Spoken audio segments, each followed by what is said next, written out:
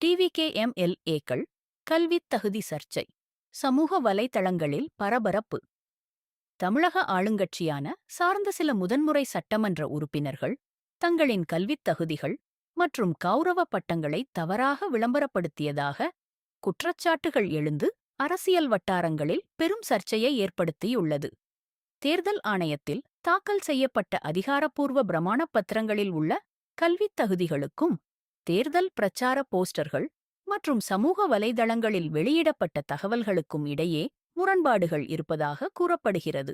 குறிப்பாக சில எம்எல்ஏக்கள் பெற்றிராத டாக்டர், எம்பிஏ போன்ற பட்டங்களை பயன்படுத்தியதாகவும், உண்மையான கல்வித் தகுதிகளை விட அதிகமாக தங்களை விளம்பரப்படுத்தியதாகவும் குற்றச்சாட்டுகள் முன்வைக்கப்பட்டுள்ளன.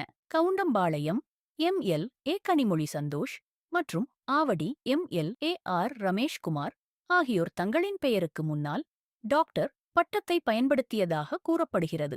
அதேபோல் Virudhunagar MLA P Selvam doctor Selvam என்றும், Polur MLA R Abhishek MBA பட்டதாரி என்றும், Tambaram MLA T Sarathkumar MBA பட்டதாரி என்றும் விளம்பரப்படுத்தியதாக தகவல்கள் வெளியாகியுள்ளன.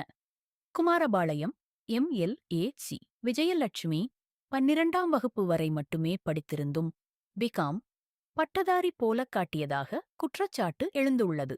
அதேபோல் அம்பத்தூர் எம்எல்ஏ ஜி பாலமுருகன் 10ஆம் வகுப்பு மற்றும் கம்ப்யூட்டர் சான்றிதழ் படிப்பு மட்டுமே வைத்திருந்த நிலையில் தொழில்நுட்ப டிப்ளமோ முடித்ததாக விளம்பரப்படுத்தியதாக தகவல்கள் வெளியாகியுள்ளன.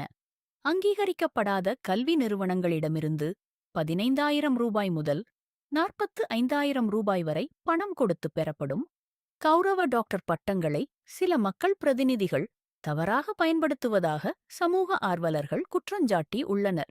மேலும் வெளிப்படைத்தன்மை மற்றும் நேர்மையை வலியுறுத்தி வரும் முதலமைச்சர் இந்த விவகாரத்தில் உரிய நடவடிக்கை எடுக்க வேண்டும் என்ற கோரிக்கையும் வலுத்து வருகிறது.